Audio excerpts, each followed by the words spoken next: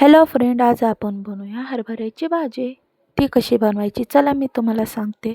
पहिल्यांदा आपण 3-4 मिरच्या, 4-5 पाकळ्या लसणाच्या घेऊ. त्या चांगल्या मिक्सरमध्ये बारीक करून घेऊया. बारीक झाल्याच्या नंतर आपण कढई तापायला ठेवूया.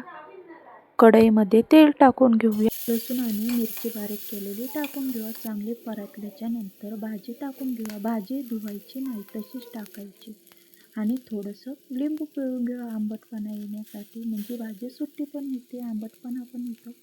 चवीनुसार मीठ टाका. भाजी चांगली परतून घ्या आणि थोडंसं पाणी टाकून घ्या त्याच्यामध्ये.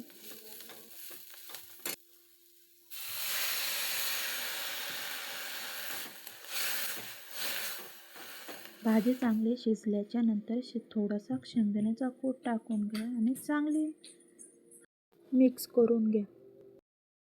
आता झाली भाजी तयार. मला कमेंटमध्ये नक्की सांगा आणि चॅनल नक्की सबस्क्राईब करा.